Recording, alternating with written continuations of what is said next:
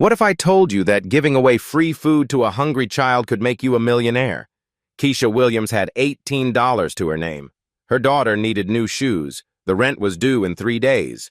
But when she saw 12-year-old Thomas shivering outside Rosa's diner, she didn't think twice.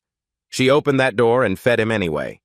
Every single morning for 3 months, using her own tip money, never asking for anything back. She had no idea this boy's father had been watching her, every day, from those black cars parked across the street. She had no idea Thomas wasn't just any ordinary kid. And she definitely had no idea that when those SUVs pulled up that Friday morning, everything would change forever. Because sometimes, when you give everything you have to someone who needs it, the universe gives you back something incredible. This is that story. But let's go back to the beginning, when Keisha thought her biggest worry was just making rent. 5:30 a.m. The alarm screamed in Keisha's cramped one-bedroom apartment above the laundromat. Maya, her 8-year-old daughter, was still curled up on the pull-out couch they called her bed. Keisha padded to the kitchen 3 steps from anywhere to anywhere else and opened the fridge.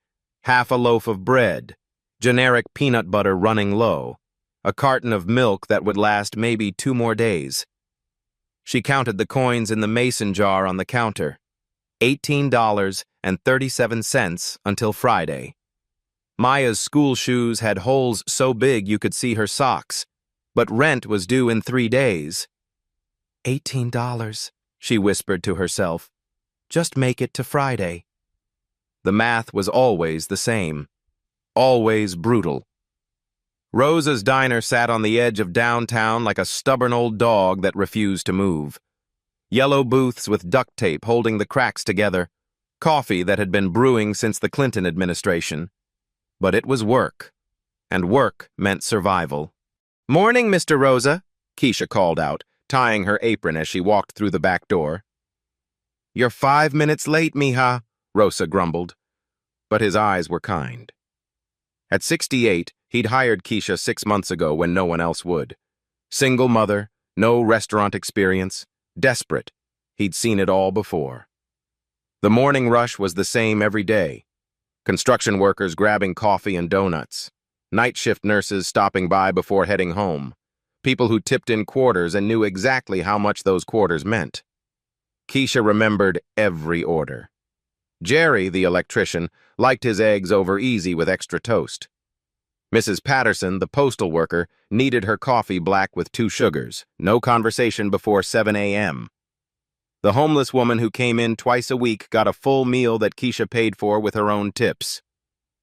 "You can't keep doing that," Rosa warned after the woman left. "We're not a charity." But Keisha couldn't help herself. She'd been that hungry once. She remembered being 12 years old, standing outside restaurants, too proud to ask but too hungry to leave. During her break, she pulled out the community college brochures she kept hidden under the register. Nursing program. 2 years. Evening classes.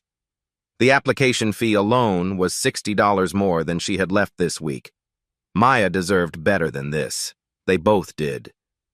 But every time Keisha started to fill out the application, something else came up. Maya's school supplies, a medical bill, the rent increased, the car registration. Life had a way of keeping dreams on the shelf. Her phone buzzed. Text from Maya's after-school program. "Please remember to send snack money tomorrow." $3. $3. For most people, pocket change. For Keisha, it meant choosing between Maya's snack and her own lunch. She chose Maya's snack. She always chose Maya. That afternoon, a customer left his business card on the table. Keisha picked it up before wiping down the booth. Harrison Tech Solutions, with a sleek logo that looked expensive. The man who'd dropped it was long gone, driving away in a black sedan she'd noticed parked outside a few times lately. She almost threw the card away, then slipped it into her pocket instead. Not sure why. At 2 p.m., her shift ended. Time to pick up Maya from the community center where she stayed until Keisha could afford real childcare. Which might be never. "Mommy, Emma got new light-up shoes today," Maya announced as they walked home. They make sounds when she walks. Keisha looked down at Maya's worn sneakers, the ones with holes she'd tried to patch with duct tape. Maybe for your birthday, sweetheart. Maya's birthday was 4 months away. By then, winter would be here, and Maya would need boots, not light-up shoes. That evening, after mac and cheese dinner and helping with homework, after Maya finally fell asleep on the pull-out couch, Keisha sat at their tiny kitchen table with a calculator and a stack of bills. Rent, $850. Electric, $127. Phone, $45. Maya's after-school program, $120. Groceries, whatever was left, which was usually around $40 for the whole month. She had 2 jobs, the diner and cleaning offices on weekends, and it still wasn't enough. It was never enough. The nursing school brochure lay open beside her. Transform your future, the headline promised. Evening classes available. Keisha traced the words with her finger. She was smart enough. She was hard-working enough. She just wasn't lucky enough to have been born into a family that could help with tuition. She whispered a prayer, the same one every night. Please just give me one break, one chance. I promise I won't waste it.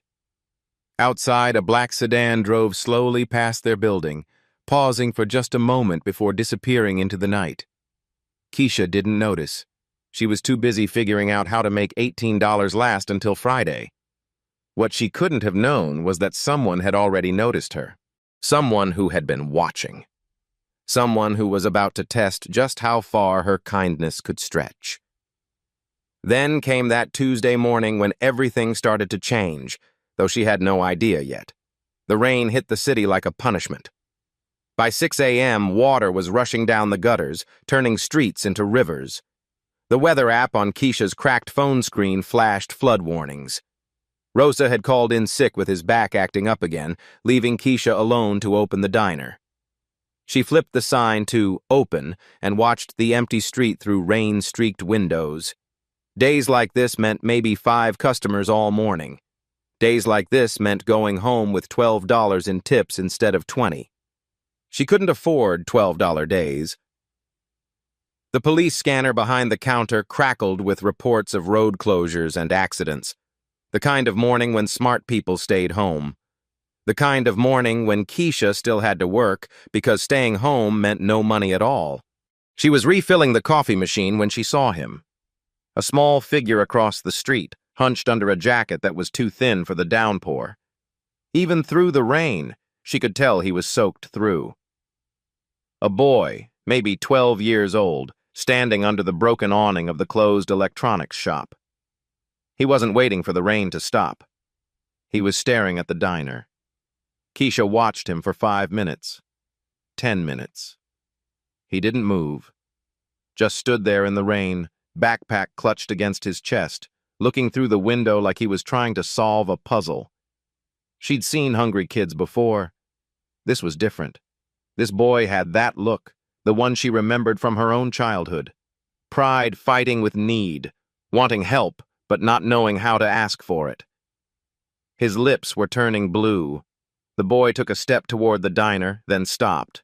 I took another step, stopped again, like he was fighting with himself. That's when Keisha noticed his shoes. Expensive sneakers, but worn down to nothing. Designer brand, but the soles were separating from the leather. The kind of shoes that used to be nice, but had walked too many miles. His clothes told the same story. Good quality, but old. Clean, but carefully patched. Someone was taking care of this boy, but they didn't have much to work with. She knew that story. She'd lived that story. The boy pressed his face against the window, cupping his hands around his eyes to see inside. When he spotted Keisha looking back at him, he jumped away like he'd been caught stealing. But he didn't leave. Keisha's heart cracked a little. She'd been that kid once. Standing outside the bakery after school, smelling the bread, counting the change in her pocket and knowing it wasn't enough. She walked to the door and turned the lock. "Honey, you're soaked through," she called out. "Come inside before you catch pneumonia."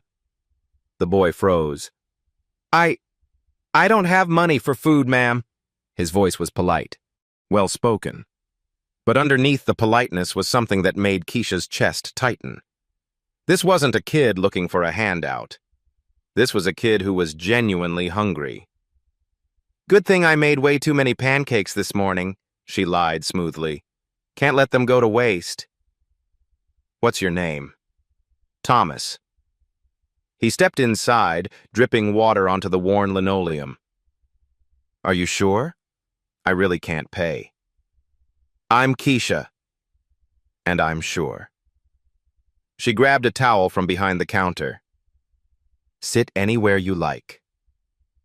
Thomas chose the booth farthest from the window, back to the wall.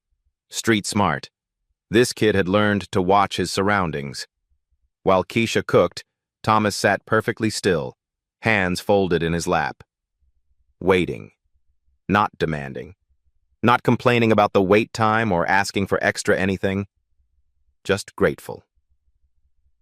"You walk to school from here?" she asked, sliding a plate of pancakes and scrambled eggs across the table. "Yes, ma'am." About 2 miles. 2 miles in this weather. No wonder he was soaked. Wonder he. "Every day?" Thomas nodded, cutting his pancakes into precise, small bites, making them last. "My grandmother works nights. She's sleeping when I leave for school. No parents mentioned. Living with grandmother. Walking 2 miles to school." The picture was getting clearer, and it looked familiar.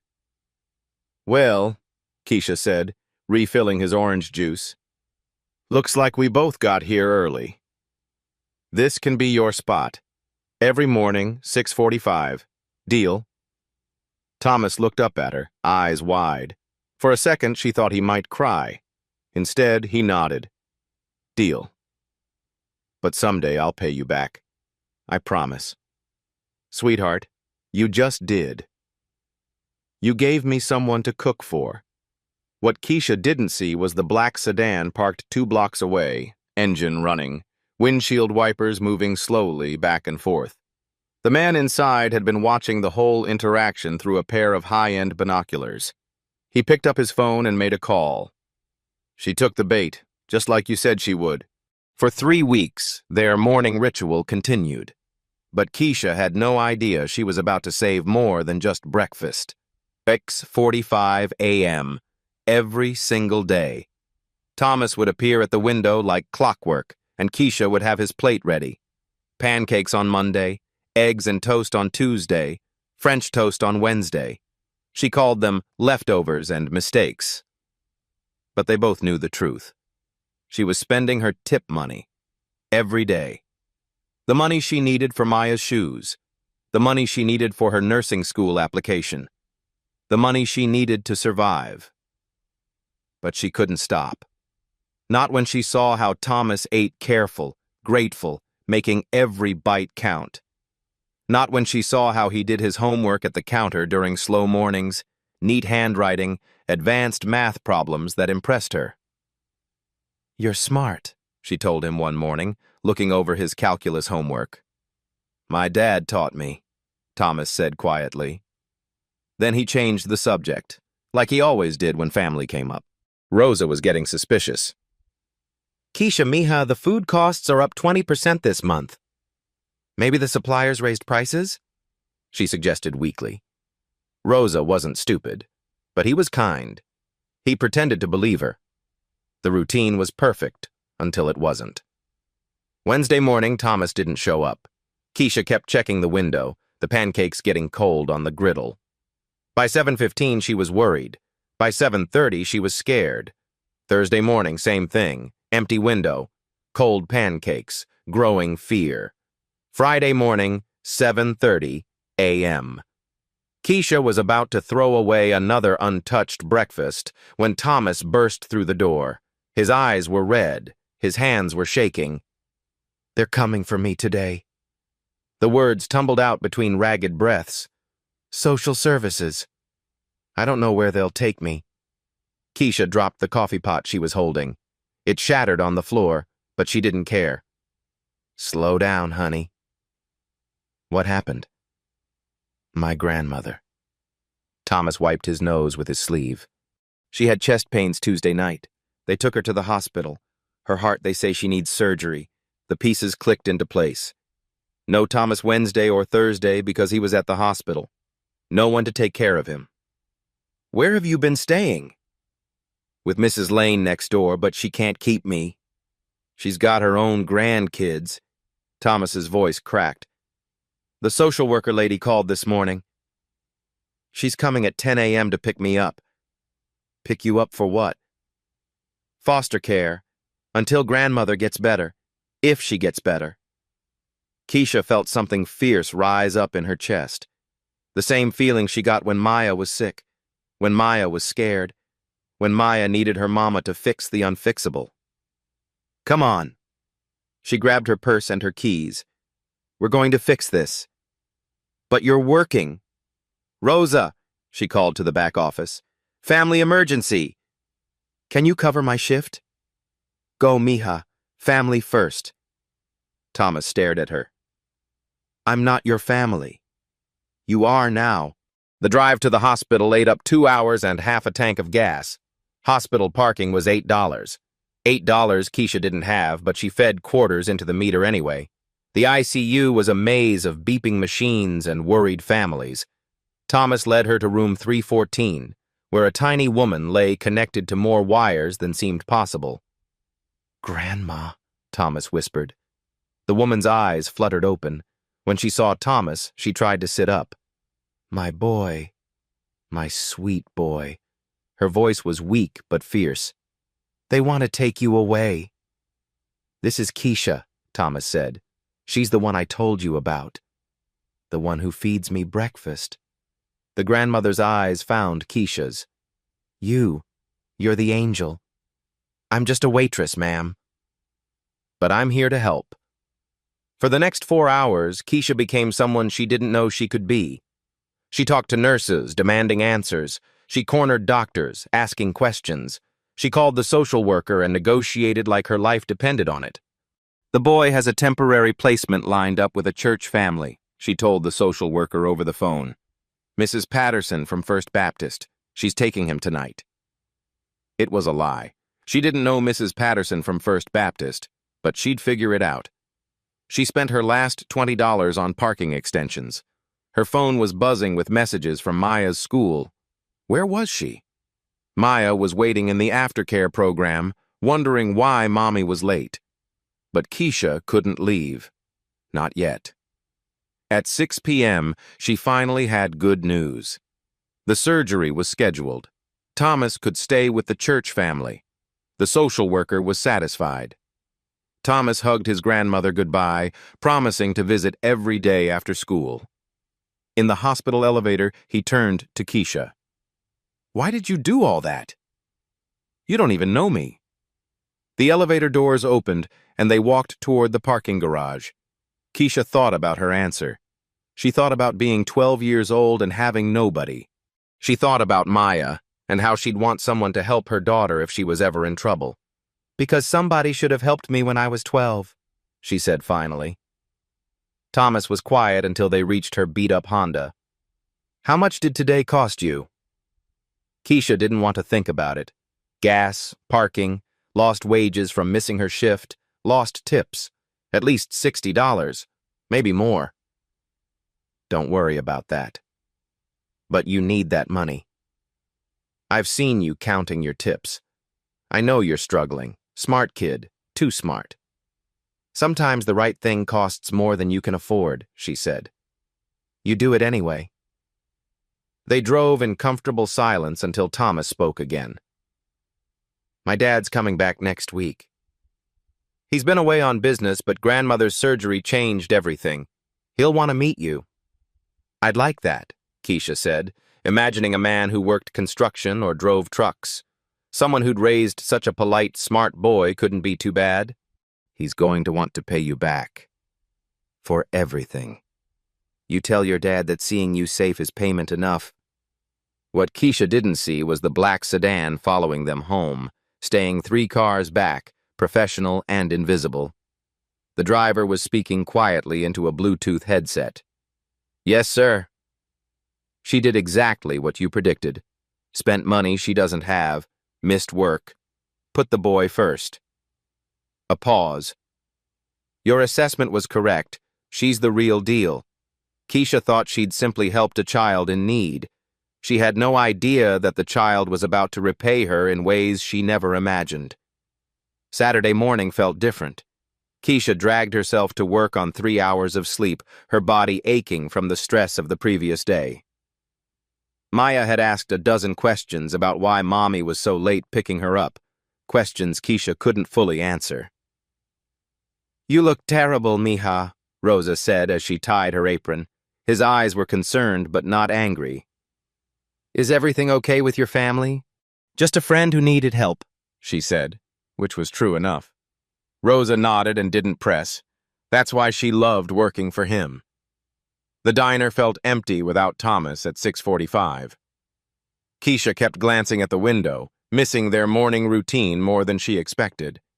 She'd gotten used to his quiet presence, his polite, "Thank you, Miss Keisha," his homework spread across the counter.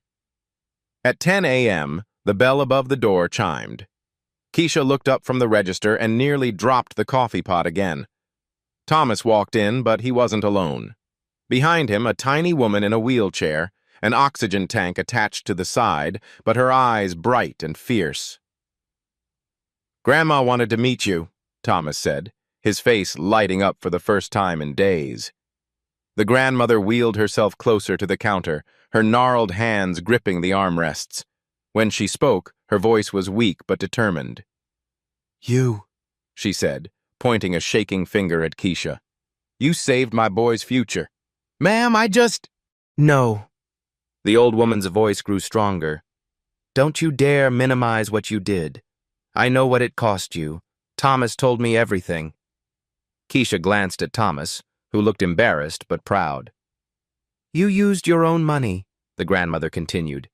"You missed work. You fought for a child who isn't even yours." Tears gathered in her eyes. "In 68 years, I've met maybe 3 people with hearts like yours." She reached into her purse and pulled out a worn envelope, the kind that had been folded and refolded 100 times. "This is for you. For everything." She opened the envelope and Keisha's breath caught. Bills. Lots of them. 1s and 5s and 10s, but more money than she'd seen in one place in months. "I counted it 3 times, the grandmother said. $300. It's everything I have saved for Thomas's school clothes and supplies, but—" "No." Keisha stepped back like the money might bite her. "No, ma'am, I can't take that." "You have to. It's not enough. It'll never be enough for what you did, but it's all I have." Keisha thought about Maya's shoes with the holes, about the nursing school application sitting unfinished on her kitchen table, about the $18 in her mason jar that was now down to maybe $6. $300 would solve everything. For a while, anyway.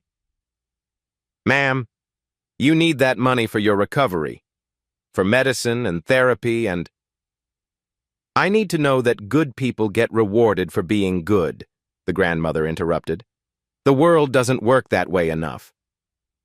Thomas pulled something from his backpack. A keychain, simple but elegant, with a small logo that looked expensive. "My dad got this for me before he left for his business trip," Thomas said. "But I want you to have it. So, you remember that good things happen to good people."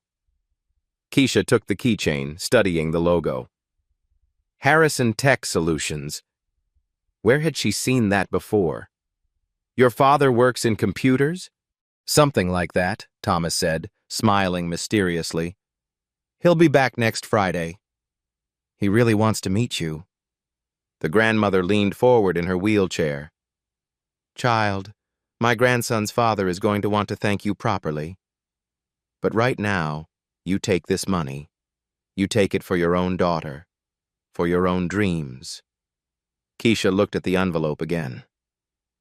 $300. A fortune in her world.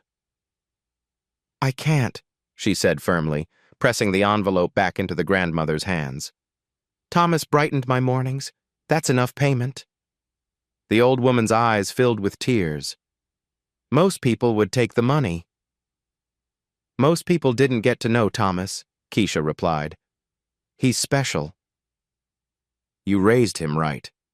What none of them noticed was the man in the expensive suit sitting in the corner booth, newspapers spread in front of him like he was reading. He'd been there for 20 minutes, watching every interaction, listening to every word. He smiled and made a note in his phone. Character assessment confirmed.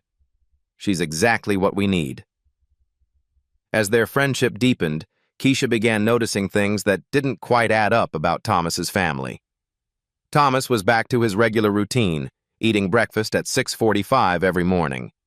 But now that his grandmother was recovering, he insisted on paying. Real money, not quarters and crumpled dollar bills like most kids his age. Where does a 12-year-old get $20 bills? Rosa asked one morning, watching Thomas leave a generous tip. Keisha wondered the same thing, but didn't want to pry. The boy had been through enough. Still, she started noticing things. His backpack was worn but expensive. Designer brand with a logo she recognized from billboards downtown.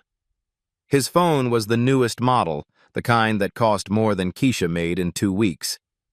When it rang during breakfast, he'd glance at the screen and sometimes step outside to take calls.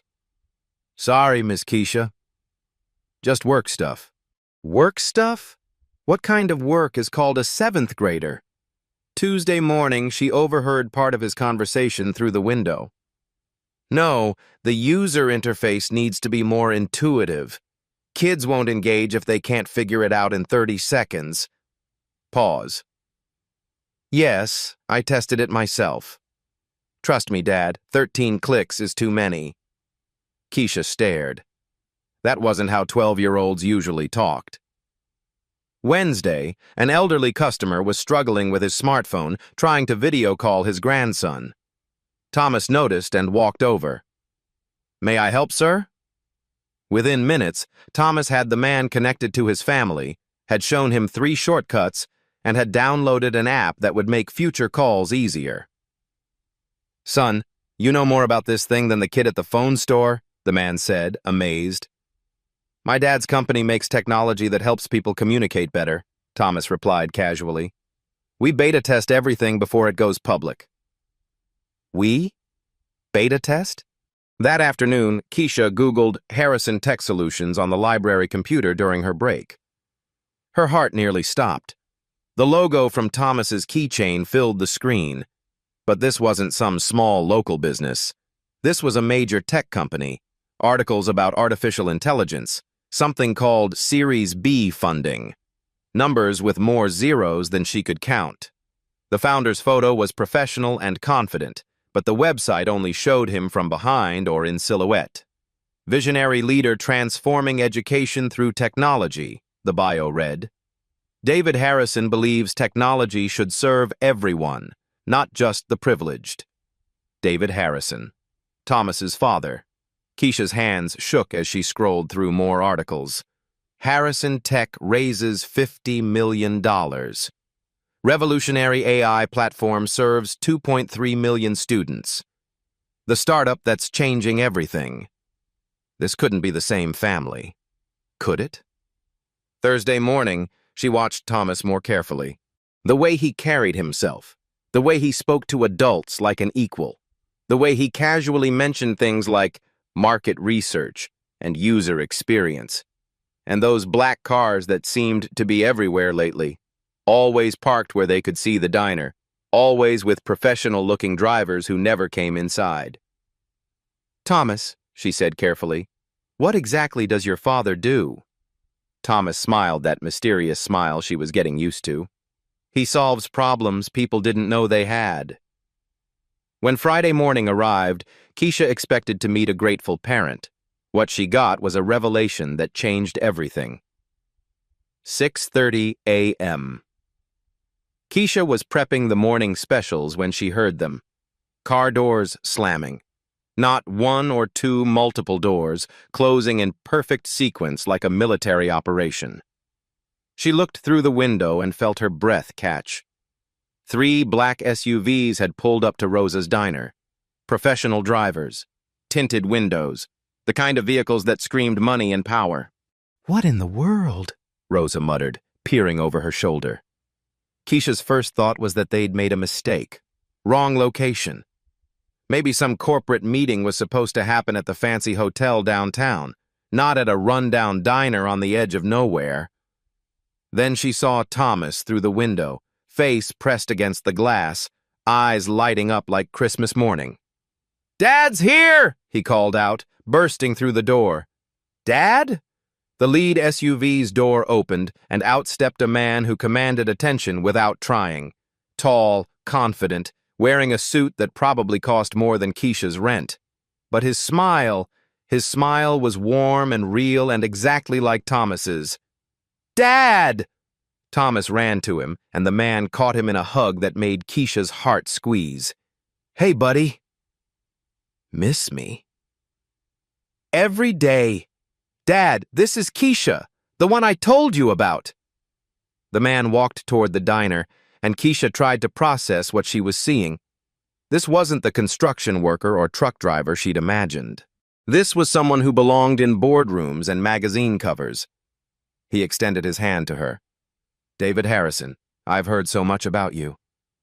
Harrison, Thomas's keychain, the business card, the Google search. It hit her all at once. You're Harrison from Harrison Tech Solutions." David's smile widened. "Guilty as charged, and you're the woman who's been taking care of my son." Keisha felt the room spin slightly. She gripped the counter for support. "The customer who dropped the business card." "That was you?" "3 months ago, yes. I'd been coming here for weeks, watching Thomas's routine, making sure he was safe." David's expression grew serious. "I needed to know who was in my son's life when I couldn't be there." Rosa whistled low under his breath. "Mija, you didn't tell me you were friends with millionaires." "I didn't know," Keisha whispered. Thomas bounced between them, excited. "Dad, tell her about the company. Tell her about the new program." "Slow down, Thomas." "Oh," David chuckled, but his eyes never left Keisha's face. "Miss Williams, may I ask you something? Why did you help my son?" The question caught her off guard. Because he needed help. You used your own money. Money you couldn't afford to spend. How did he know that?" Keisha's cheeks burned. "Thomas is a good kid." "Yes, he is. But that's not why you helped him." David pulled out his phone, scrolled through something, then turned the screen toward her. "This is a report from the private investigator I hired to watch Thomas. Would you like to know what it says about you?" Keisha's mouth went dry. "You had me investigated?" "I had to know who was caring for my son." "The report is illuminating." David began reading. "Subject consistently arrives early to work despite obvious financial stress. Pays for meals for homeless individuals using personal tips. Advocates for elderly customers who have billing disputes. Missed full day of work to help unrelated child navigate hospital bureaucracy." He looked up. "Shall I continue?" "You've been watching me for months." Keisha's voice was barely audible. "I've been protecting my investment," David said gently. "Not financial investment, human investment. Thomas chose you. Out of everyone in this neighborhood, everyone he encountered, he chose you to trust. In my experience, 12-year-olds are excellent judges of character." Thomas stepped forward. "Dad had to go to California for work, but he made sure I was safe." "The cars outside? Those were his people, making sure nothing bad happened to me."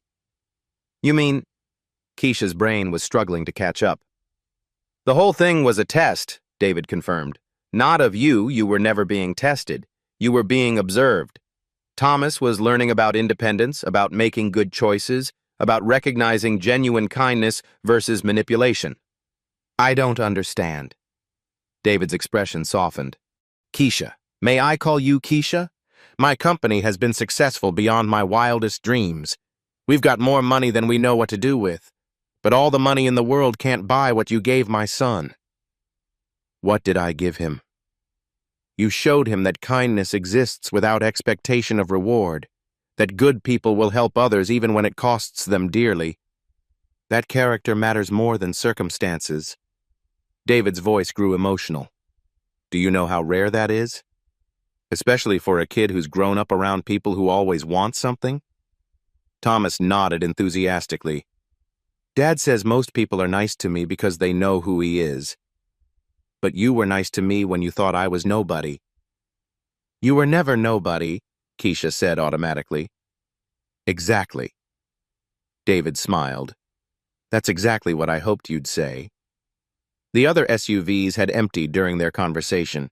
Professional-looking people in expensive clothes were filing into the diner, tablets and phones in hand, treating Rosa's like it was perfectly normal to hold a business meeting over coffee and donuts. "Dad," Thomas said, "show her the proposal." "Proposal?" Keisha echoed. David pulled a leather folder from his briefcase. "Keisha Williams, I'd like to offer you a job." "A job?" She laughed nervously. "Mr. Harrison, I'm a waitress. I don't know anything about technology." "You know about people," David replied. "And that's exactly what we need." What David offered next would not only change Keisha's life, it would transform her entire community. David opened the leather folder, revealing documents that looked more official than anything Keisha had ever seen. Letterhead, seals, numbers that made her dizzy. "Community Impact Director," he said, sliding the papers across the counter. "Starting salary, $120,000 annually, plus benefits plus equity in the company." Keisha stared at the number. She read it 3 times to make sure she wasn't hallucinating. "Mr. Harrison, I think you have me confused with someone else." "David," and no confusion at all. He leaned against the counter like they were discussing the weather, not her entire future. "Harrison Tech Solutions is expanding our education programs to 50 underserved communities across the country. We need someone who understands both the technology and the real needs of families like yours." Rosa dropped the coffee pot he was cleaning. It clattered against the sink but didn't break. "Your job," David continued, "would be implementing our AI tutoring programs in communities that need them most. You'd manage a team of 12 community liaisons across 3 states. You'd work directly with me on product development, making sure our technology actually serves the people who need it. I don't know anything about artificial intelligence. You know about Thomas. You know about Maya. You know about every family that comes through this door struggling to give their kids a better life." David's voice grew passionate. "Our programmers are brilliant, but they've never worried about choosing between groceries and school supplies. They've never had to explain to a child why they can't afford the things other kids have." Thomas nodded enthusiastically. "Dad says the best products come from people who lived the problems they're trying to solve." "But You're just what?" David interrupted gently. "Just someone who navigated hospital bureaucracy to save a child from foster care? Just someone who advocated with social workers like you'd been doing it for years? Just someone who saw a system failing a kid and refused to accept it?" Keisha felt tears prick her eyes. When he put it like that. "The position comes with a fully funded master's degree in educational technology," David continued. "Classes designed around your schedule, mostly online, with direct mentorship from our senior team. We invest in our people's growth because it makes our mission stronger." He pulled out another document. "This is the community investment proposal. Harrison Tech will establish a permanent learning center right here in your neighborhood. $200,000 in initial funding. Rosa's Diner becomes our unofficial headquarters for parent engagement programs." Rosa's eyes went wide. "My diner?" "Your diner feeds the community," David said with a smile. "We want to help you do it better. New equipment, expanded space, catering contracts for all our educational events." Thomas pulled out his laptop, of course he had a laptop, and opened a presentation. The screen showed architectural plans, budget projections, and program outcomes from other cities. "This is what we've done in Seattle," Thomas explained, clicking through slides like a seasoned presenter. "Reading levels up 40%. Parent engagement up 300%. Local unemployment is down by half. Thomas helped design the student interface, David added proudly. He's been my primary beta tester since he was 8 years old. That explained so much. Advanced vocabulary, business knowledge, the confidence with adults. I don't understand, Keisha said slowly. Why me? You could hire anyone, people with degrees and experience, and because you don't see Thomas as a rich kid or a poor kid or a test score, David interrupted. You see him as Thomas. That's exactly the perspective we need. He shared his own story then.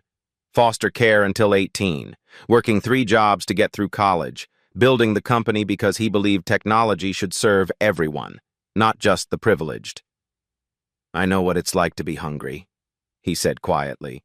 I know what it's like to have dreams bigger than your bank account. That's why Thomas and I moved to this neighborhood 6 months ago. We wanted him to understand that not everyone has what we have. You live here? Keisha asked, stunned. 3 blocks away. The house with the blue shutters and the vegetable garden. Thomas walks to school every morning because I want him to understand his community, not just observe it from a car window. Thomas grinned. Plus, I like the walk. Give me time to think about code. David pulled out one more document. This is the real offer, Keisha. We're not just hiring you. We're committing to your community. The Learning Center will serve 500 families in its first year. We'll hire locally teachers, administrators, support staff. We estimate 60 new jobs in the first 18 months. The numbers were overwhelming. The opportunity was overwhelming. Everything was overwhelming. I need to think about this, Keisha whispered. Of course you do. David's smile was understanding. But while you're thinking, consider this. Every morning for 3 months, you chose kindness over convenience. You chose Thomas over your own financial security. You chose hope over fear. He stood up, straightening his suit jacket. That's not luck.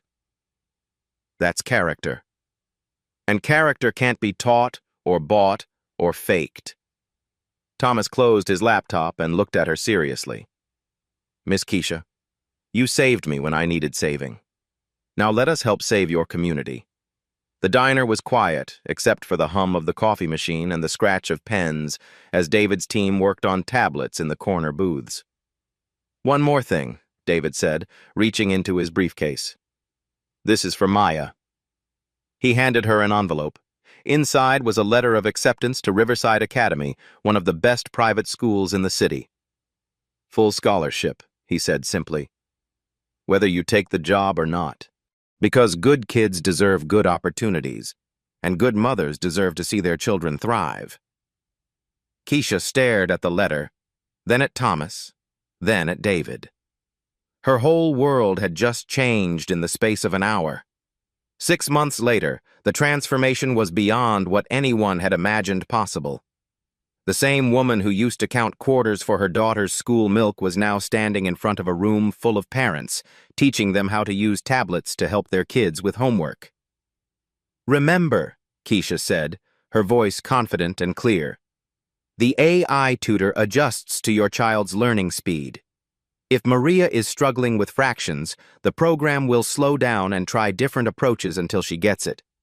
Maria's mother raised her hand. What if I don't understand it either? Then you learn together, Keisha smiled. That's the point. The Riverside Community Learning Center buzzed with activity every day after school. What used to be an empty lot between the pawn shop and the laundromat was now a state-of-the-art facility serving 847 students daily.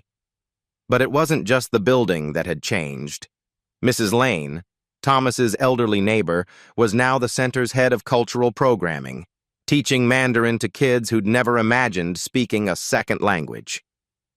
The homeless woman Keisha used to feed was clean, employed as a custodian, and taking night classes to become a certified teacher's aide.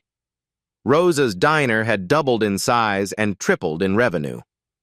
The old man who'd struggled with his smartphone was now leading a senior citizens technology class every Wednesday morning. His grandkids visited every weekend, amazed that Grandpa knew more about apps than they did.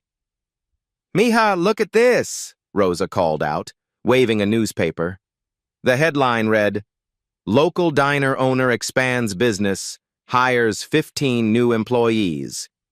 Below that, neighborhood unemployment drops 23% following tech center opening. Keisha's own transformation was equally dramatic. Gone were the worn uniforms and tired eyes. She dressed professionally now, but still kept an apron behind her desk at the learning center. Some habits were too good to break. Maya was thriving at Riverside Academy, but she still came to the center every afternoon. She was learning to code from Thomas, who'd become something of a legend among the younger kids. "Miss Maya, can you show me how to make the robot dance?"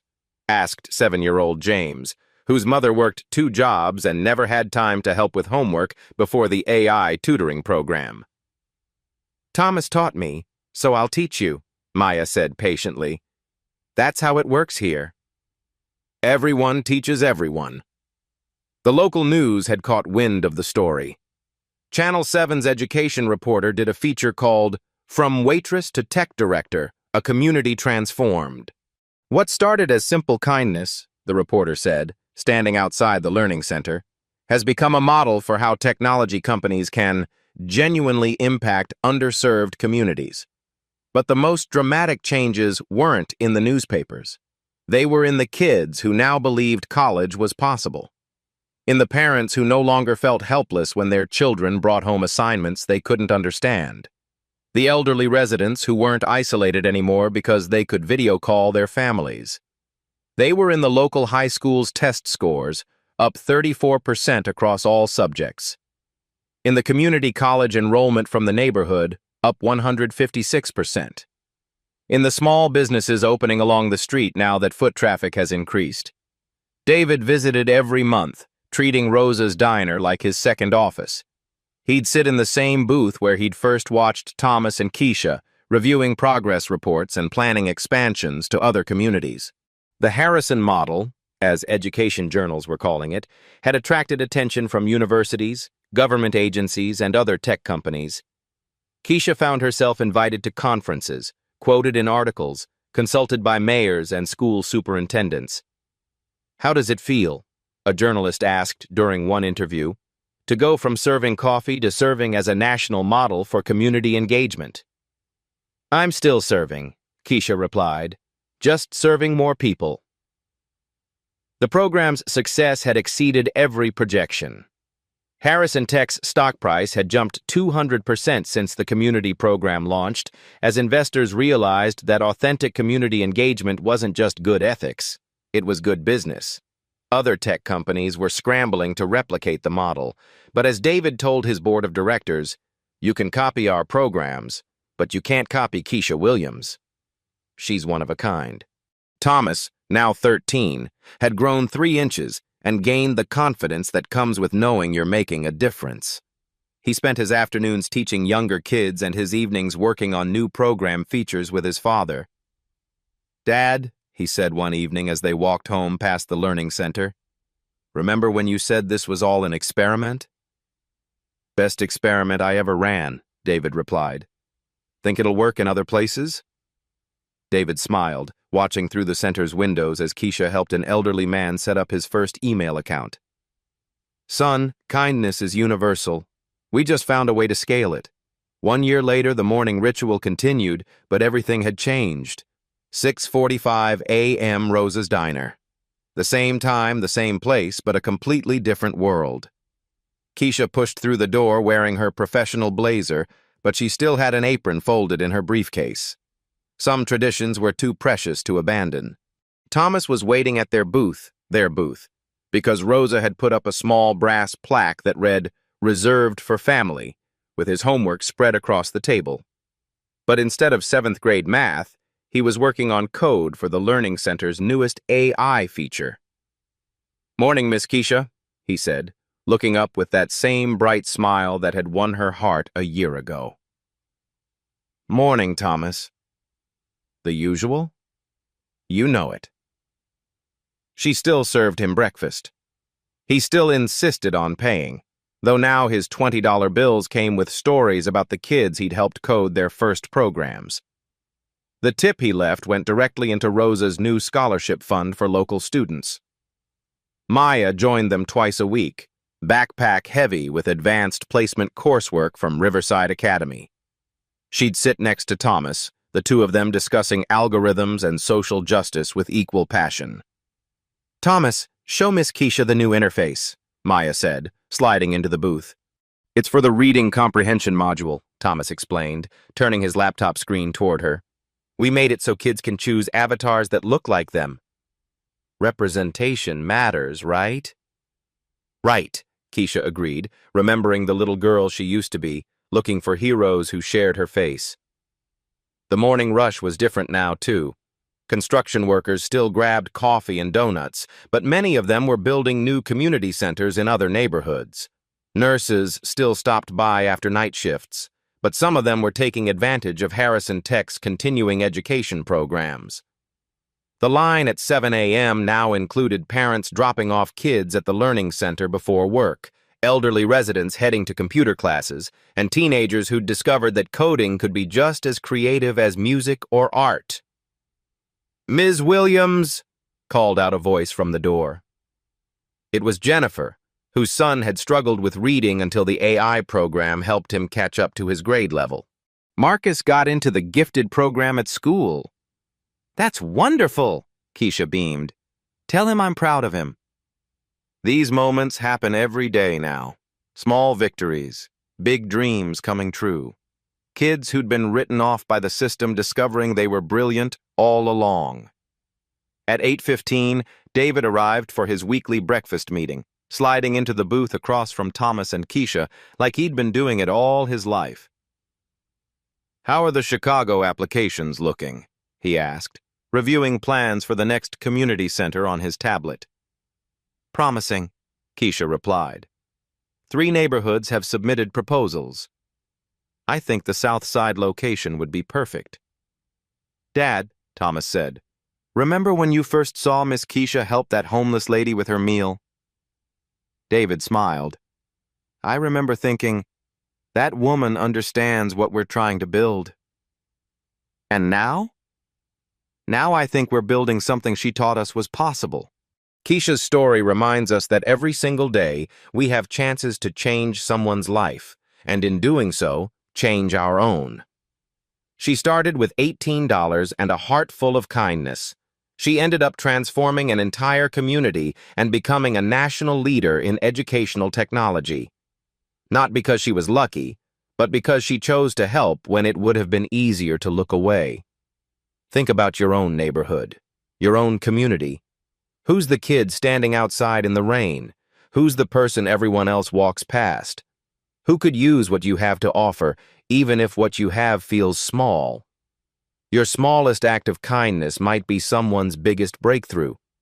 Share this story if you believe in the power of ordinary people doing extraordinary things. Tell us in the comments about a time when helping someone led to something amazing you never expected.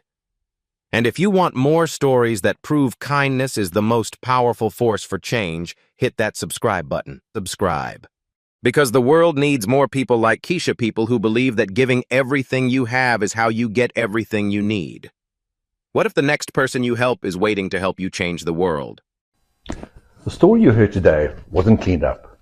It was told exactly as it happened. At Black Voices Uncut, we believe that's the only way truth can live. If you felt something, hit like, comment, and your reaction, and subscribe.